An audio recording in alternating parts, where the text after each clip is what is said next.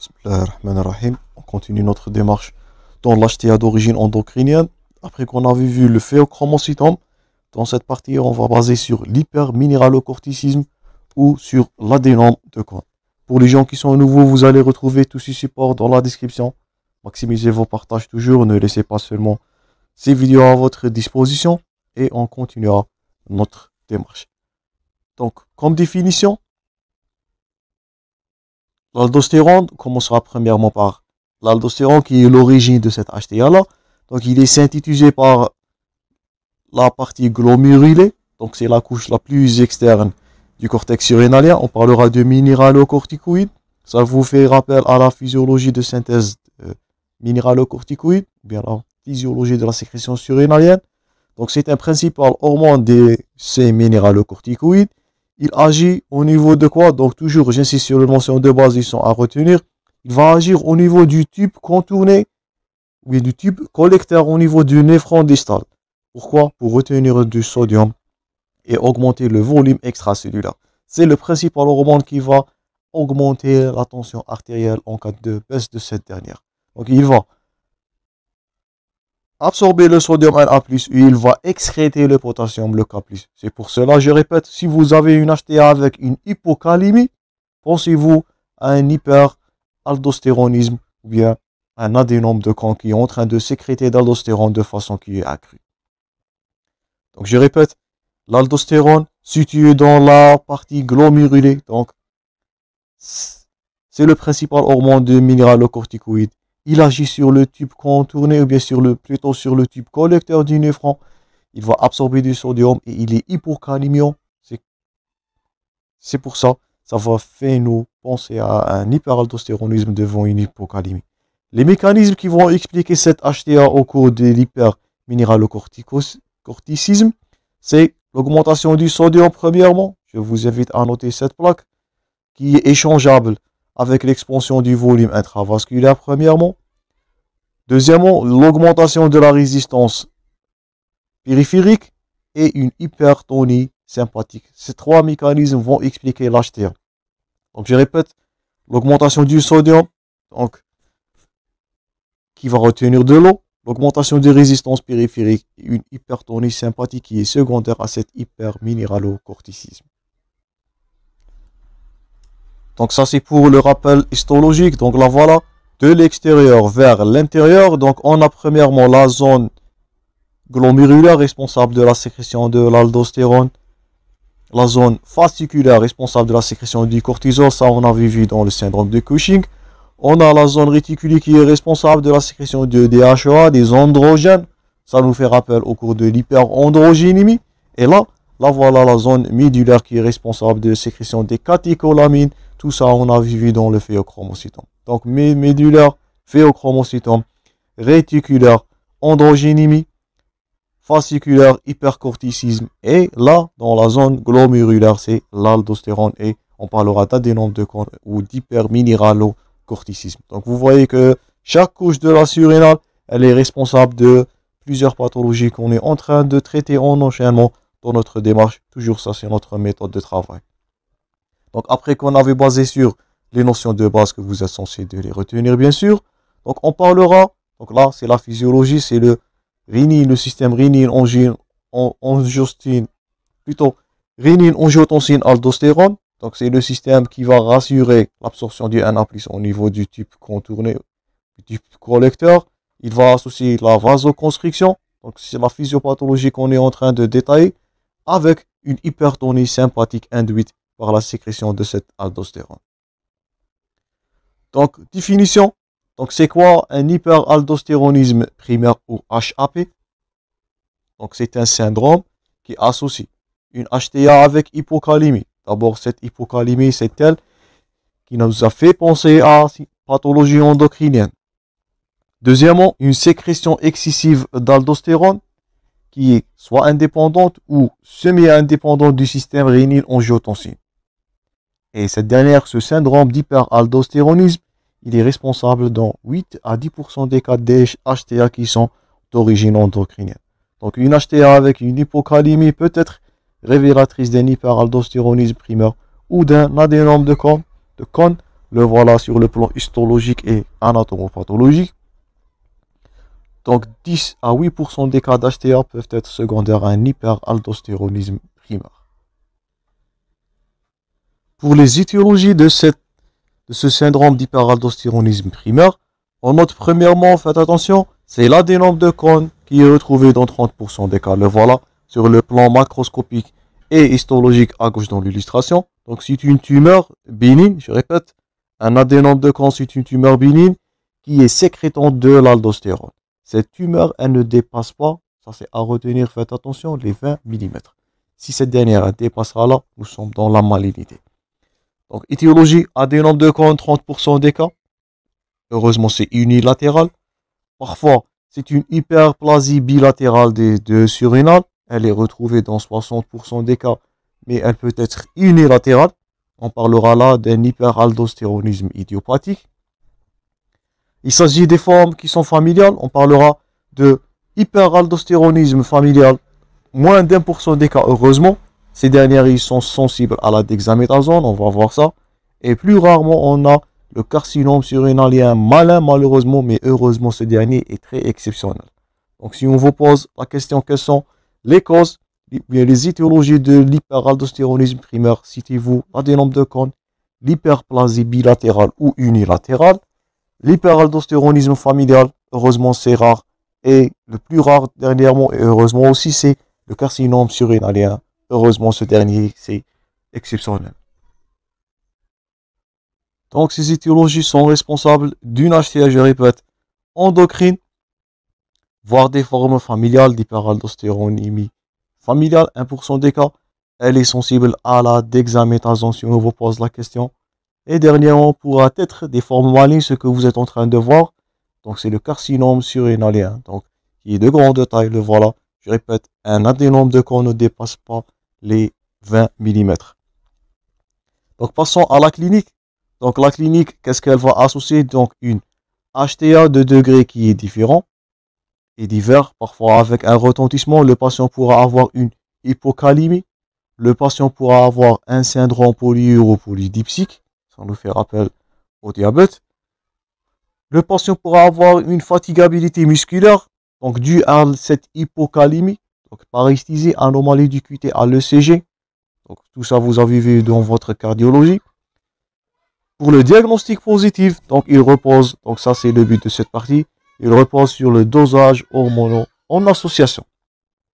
Donc, si vous avez, premièrement, donc, élévation de l'aldostérone plasmatique à 2 reprises, donc, pour poser le diagnostic d'un hyperaldostéronisme primaire, secondaire, bien sûr, surtout à un adénome de Cohn, ou à une hyperplasie surrénalienne, donc une élévation de l'aldostérone plasmatique à 2 reprises. Donc, ce dernier devrait être supérieur à 200 picogrammes par millilitre. Une rénine plasmatique qui devrait être basse ou voire effondrée. Et, ça c'est important et à retenir, c'est le rapport R à R, donc rénine, aldostérone. Donc, on fait le rapport aldostérone divisé par la rénine. Si ce dernier il va être supérieur à 23 picogrammes par millilitre, ça c'est du diagnostic d'un hyperaldostéronisme primaire. Donc, la triade, ce qui caractérise cet hyperaldostéronisme primaire, donc premièrement, élévation de l'aldostérone, secondaire à la tumeur souvent, une rénine plasmatique qui est basse, voire effondrée par rétrocontrôle, et le rapport, si on vous pense ça dans un contexte clinique, qui est supérieur à 23. Donc là, vous allez évoquer votre diagnostic d'hyperaldostéronisme primaire. Donc là, voilà un ratio à calculer, aldostérone divisé par la rénine. Pour la paraclinique, ou bien pour la biologie, ou bien pour l'imagerie, pour le diagnostic étiologique de ce syndrome, première intention, donc c'est le scanner des surrénales. Donc, c'est la première étape. Donc, si on vous pose la question, quel est l'examen de première intention devant la suspicion d'un hyperaldostéronisme primaire? Donc, les causes, ils sont surrénaliennes. Donc, c'est un TDM ou bien scanner des 2 surrénales. Donc, vous pouvez avoir soit une seule tumeur, la voilà à gauche dans l'illustration, ce qui est en rouge. Donc, une seule tumeur unilatérale inférieure à 2 cm ou bien 20 mm. C'est un adénome de Cohn. Vous pouvez avoir un épaississement, regardez-vous bien, donc là je demande votre attention, vous pouvez avoir un épaississement micro et macronodulaire des deux surrénales. Donc vous êtes souvent devant une hyperplasie de la zone glomérulaire, ce qui est illustré toujours à gauche dans l'illustration. Ou bien vous pouvez faire un cathétérisme bilatéral des veines surrénaliennes. Donc je répète, scanner surrénalien en première intention. Si l'image elle est unilatérale, inférieure à 2 cm, c'est un adénome de cône, ce que vous êtes en train de voir dans l'illustration. Si vous avez un épaississement macro et micronodulaire, c'est une hyperplasie de la glomérule, là voilà toujours dans le scanner. Ou bien c'est le cathétérisme de façon bilatérale des deux veines surrénaliennes qui va vous permettre de poser le diagnostic ou bien l'origine surrénalienne de cette hypertension. Dernièrement, le traitement. Donc le traitement, il dépendra de la cause. Donc si nous sommes devant un adénome de cône qui est bénin, je répète toujours, tumeur bénigne, on favorise l'exérèse chirurgicale de cet adénome. Cette dernière, elle va garantir la guérison, heureusement. Mais s'il s'agit malheureusement d'une hyperplasie bilatérale qui est idiopathique, donc la chirurgie ne va pas améliorer le tableau clinique, on va passer à un traitement médical. Donc ce sont les antihypertenseurs. On a premièrement le spironolactone. On peut associer l'amyloride ou bien en association aux inhibiteurs de l'enzyme de conversion. Donc pour lutter contre cette HTA endocrinienne. Donc je répète, si on récapitule ce qu'on avait vu dans le syndrome ou bien l'hyperaldostéronisme primaire, donc il est à suspecter devant une hypocalémie surtout. Les étiologies sont l'adénome de cône ou l'hyperplasie bilatérale surrénalienne. Et le TDM, c'est l'examen de première intention. Si vous avez une masse ou bien une tumeur unilatérale, c'est un adénome de cône. Si vous avez un épaississement micro et macronodulaire, vous êtes devant une hyperplasie de la zone glomérulée de la surrénale. Le traitement pour l'adénome de cône, c'est l'exérèse chirurgicale, heureusement, qui va vous permettre d'améliorer le tableau clinique. Pour l'hyperplasie bilatérale, on n'a que le recours à un traitement antihypertenseur pour lutter contre cette hypertension artérielle. Donc, association spironolactone, amyloride peut être associée aux inhibiteurs de l'enzyme de conversion, les IEC, comme traitement médical. J'espère que c'est clair jusqu'à maintenant. Dernièrement, avant de conclure ce cours, on va voir la notion de pseudo-hyperaldostéronisme. Donc, on associe cette terminologie. Donc, c'est une tumeur, plutôt c'est une HTA endocrinienne avec, ça c'est à retenir, on avait basé dans le syndrome ou bien l'hyperaldostéronisme primaire sur la ration. Donc, RAR, la ratio aldostérone sur rénine, elle devrait être élevée, supérieure à 53. Dans ce dernier cas, on associe le terme pseudo-hyperaldostéronisme. Donc, c'est une HTA avec rénine et aldostérone qui sont les deux basses. Je répète, dans l'HTA, ou dans le syndrome, ou bien dans l'hyperaldostéronisme primaire, donc c'était un aldostérone qui est très élevé, rénine basse, et un rapport aldostérone sur rénine qui est supérieur à 53. Donc si on voit dans ça, dans un contexte clinique, vous allez évoquer un hyperaldostéronisme primaire. Si on voit dans le deuxième cas, donc c'est une HTA avec association rénine et aldostérone, les deux basses. Donc là, il s'agit d'un pseudo, notez-vous bien ce terme, pseudo-hyperaldostéronisme. Donc c'est une sécrétion de DOC, donc c'est pas l'aldostérone là qui est la cause, donc c'est le désoxycorticostérone. Pour ça, on revient sur la physiologie des synthèses des hormones ou bien des androgènes. Donc c'est un bloc au niveau, notez-vous bien, le 11 bêta-hydroxylase et le 17 alpha-hydroxylase. Donc c'est une tumeur qui est sécrétante de DOC. Donc je répète, tumeur sécrétante de l'aldostérone, c'est l'hyperaldostéronisme primaire. Souvent c'est un adénome de cône, premièrement, ou une hyperplasie bilatérale de la surrénale. Le deuxième cas, c'est une tumeur sécrétante de DOC, de dihydrocorticostérone. Ce dernier, il va bloquer deux enzymes, sont à retenir. Donc je vous invite à noter les points forts concernant le pseudo-hyperaldostéronisme, peut être posé comme question d'examen.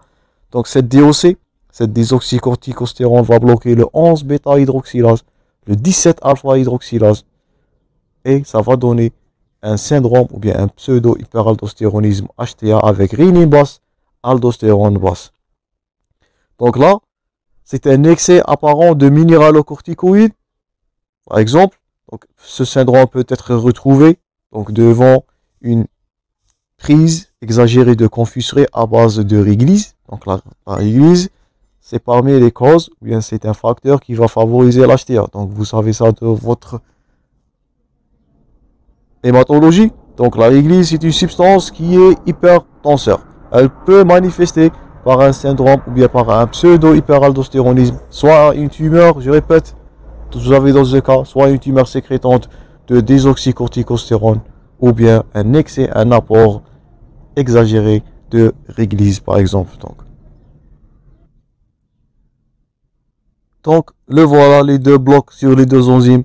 Le 11 alpha-hydroxylase, si on vous pose la question, et plutôt le 17 alpha-hydroxylase et le 11 bêta-hydroxylase. Donc, qui va donner ce syndrome de je répète, pseudo-hyperaldostéronisme.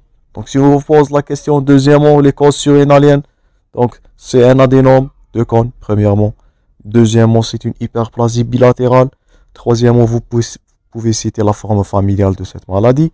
Quatrièmement, heureusement que c'est rare, c'est le carcinome surrénalien. C'est très malin.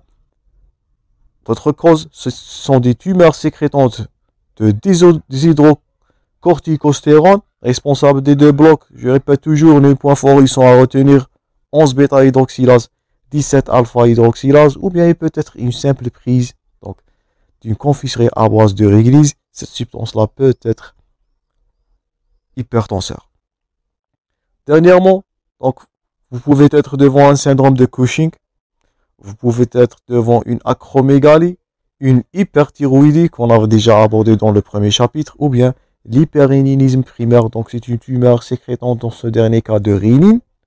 Donc pas d'aldostérone, pas de corticostérone, ou bien désoxycorticostérone. C'est une tumeur qui est sécrétante là de la rénine et peut être une cause d'une hypertension artérielle. Je répète, cette hypertension artérielle peut être curable si le diagnostic il est fait donc, à un stade précoce. Elle est réversible.